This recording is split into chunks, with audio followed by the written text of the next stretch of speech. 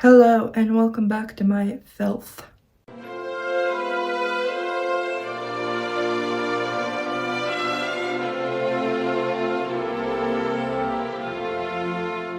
Welcome back. I am working on a video, but I decided I want to do something nice and simple for you and just things that I love currently. And I know I look insane. It's on purpose and you will see why. And I seriously need to do this video because I can't keep everything I love bottled up. I've been seriously into men's coats. I have a men's coat and I love it to death, but I've recently seen Hudson Williams. I've recently seen him in an Armani coat and I was like, that's so cool. So I decided to look at like men's coats and I found this beautiful like cloak vibe coat and I am obsessed with it. I also just love draped looks and like a erasure of a silhouette that is like pinnacle of winter fashion for me. The cloaks, I don't know why the cloak coat vibe is so cute, like button to the top and kind of like Frankenstein's creature. We'll get to that. Also, when buttons are very detailed, I love that. I think that's a lost art now. Buttons are just plain. I do love a plain button, but I can't say words that have like two T's in it, so button is button. It's bad. I can't say it. This cloak that looks kind of like a pope would wear it, a goth pope would wear it. It looks beautiful to the top. Wow. And the one that is like looks kind of reversible, gorgeous. This old one, just put that in there because it looks freaking awesome. Also, a shout out to Swedish military biker jackets. I've had my eye on them for like a couple years now because of course Pinterest showed it to me. I was like, I need that. And I can't get it. I don't think I can find a Swedish biker jacket from the 60s that easily on eBay or anywhere.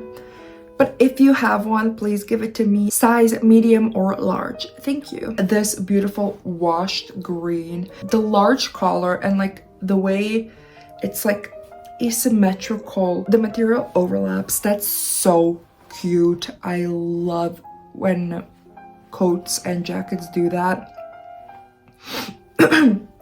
Not really leather, but you get it. My coat. I wish my coat was more like that. I just need to punch a few holes. Sew a few buttons, but we both know I'm not going to do that. Let's talk about something that piqued my interest because I am very much into Frankenstein's creature, but the movie itself. I love it so much. I love it. But I connected the dots between the Armani coat and men's coats, how they drape androgynously, to Frankenstein's creature and his layered clothes when he is like, I don't know how old he is. He's like 2 years old. I forgot how long the time is in the movie. Covered in stained, distressed fabric. It's for functionality. He used what he had. It's more like materials over an actual item of clothing. I think he just put things on. I think Guillermo del Toro also talks about that part for the costumes, how he just like put things on just to be warm. It's very androgynous to me. Love that. I love that. Conclusion. The creature will be more fashionable than all of us. He is not confined in the binary. He wears dark clothes to blend into the darkness, which is very gothic, very beautiful. And of course, a goth icon. I love when fashion brands do this type of layered clothes, and I know a lot of them mess with layers and stuff like that. But I wanted to compare something that is similar to the creature's look.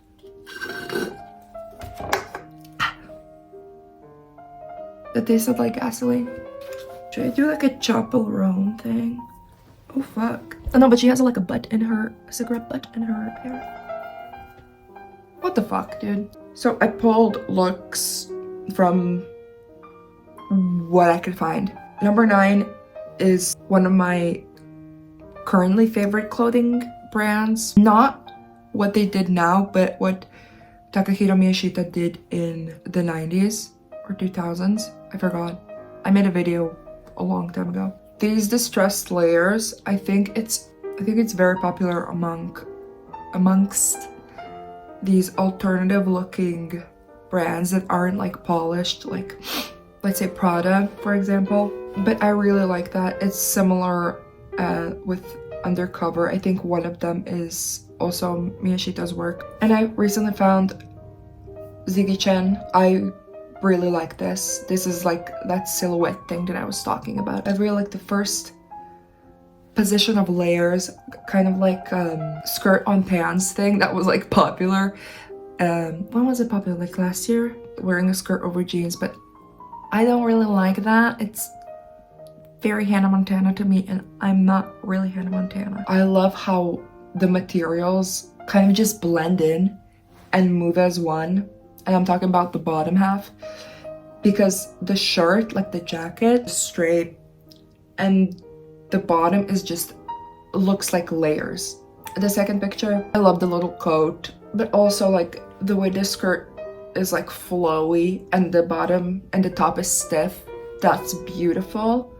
And I really want to look more into Ziggy Chen. Now I want to talk about how distressed looks, when they are manufactured to be sold to people, is kind of like a fuck you to poverty, you know? I compared it to like a basic shirt that is cut up and sold in like, I don't know where they sell them. I don't go to fast fashion stores because they irritate me and I'm overstimulated.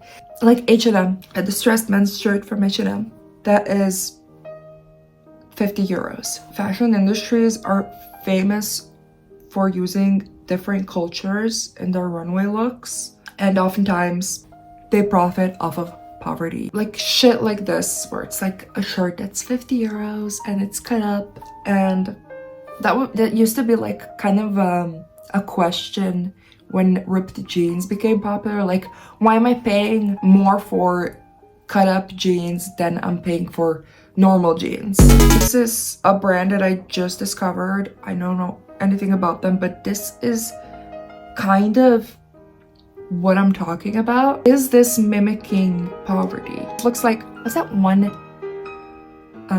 book where a kid is Oliver Twist? Is it that guy where it's like, please sir, can I have some more? That's what it reminds me of.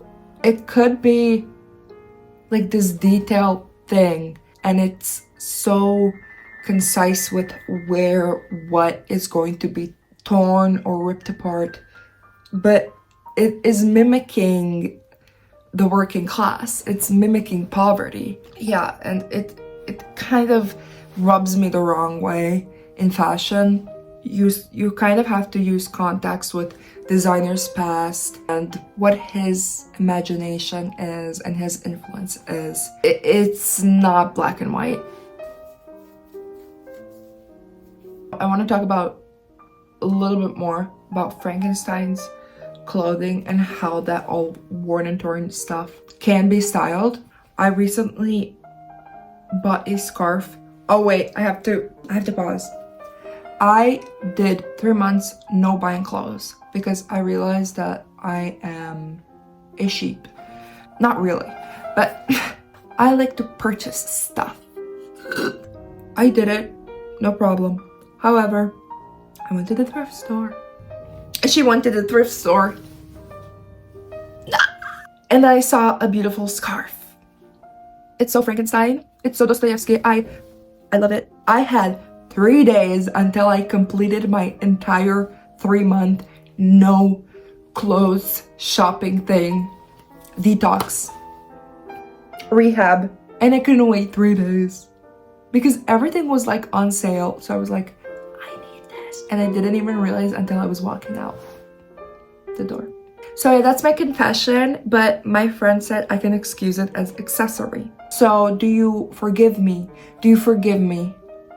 Forgive me, Father, I have sinned. Who is Father? You, the viewer holding me accountable. I have a new thing of wearing a scarf. I have this long black scarf and I put it on like this, and then I take this part and put it over like this. I'll show you a picture or a video of me doing it.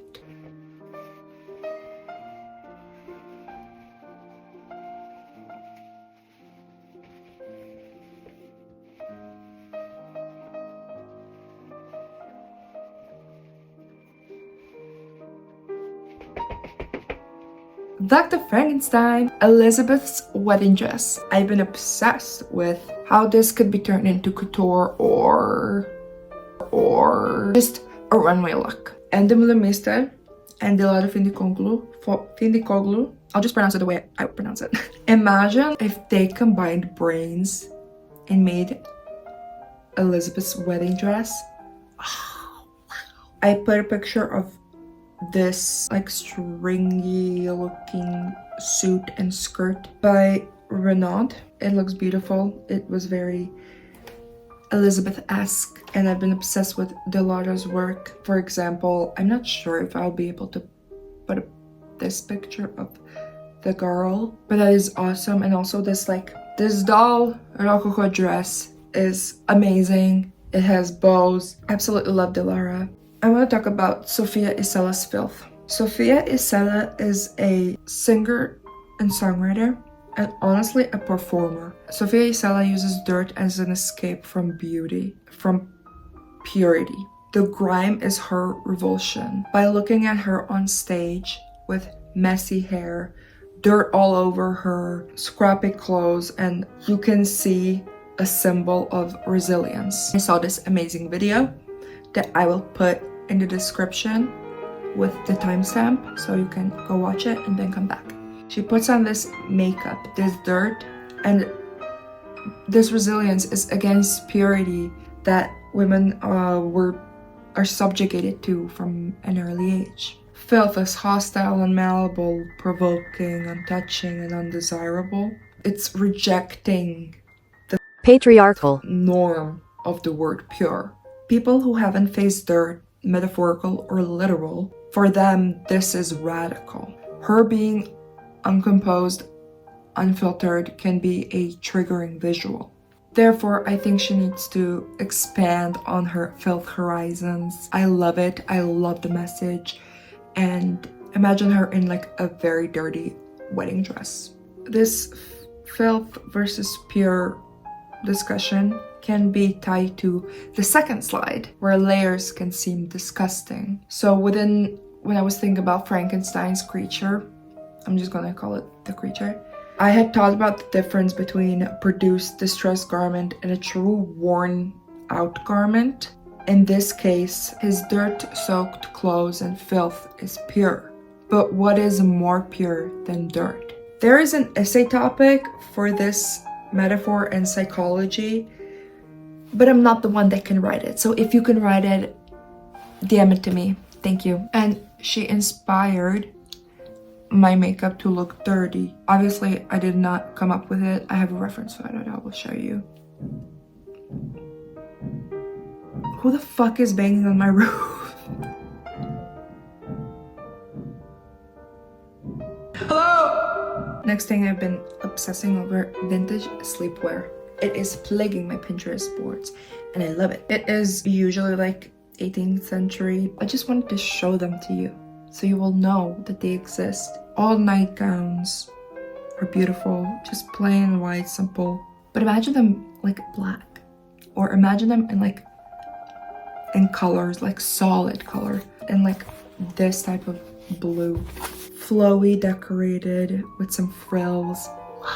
I also like bloomers, just like simple bloomers, not the like frilly ones, just simple ones. Another thing I've been loving, like wedding garments. This Jean Paul Gaultier one, obviously inspired by Bohemian style, and I'll tell you something more about Bohemian style right now. The Bohemian style, often themed boho chic, is a fashion and lifestyle choice characterized by its unconventional and free-spirited essence. While its precise origins are debated, Bohemian style is believed to have been influenced by the nomadic lifestyle of the Romani people during the late 19th century to the early 20th century. Fun fact about me, I am Romani. Not fully, but I am on one side. And because I live in Eastern Europe, I've mostly seen headscarves being tied like a babushka style, where it's just right here, or you throw a headscarf like this around your neck. And it is amazing because it keeps my head warm. I saw this picture of a lace scarf being tied around the neck, and I think it's beautiful.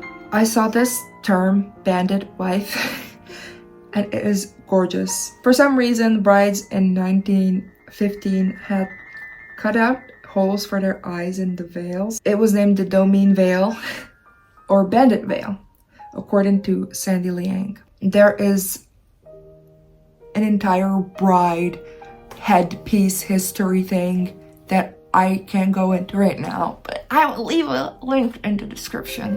I love the term bandit veil, so I had to put a raccoon here. Medieval headpieces. This would look beautiful on literally anyone. And I think if you have like a wolf cut or just layered hair in general, doesn't matter the texture, whatever. If you plopped one of these on your head, I think it's beautiful because your layers would like kind of perk out of it, and that is so pretty to me. I think we should just all start putting stuff in our hair for no reason. Literally anything, clips, pins, charms. I love this Simone Rocha headpiece, like I said. It's gorgeous. It's not really a medieval thing, but it kind of fits the vibe.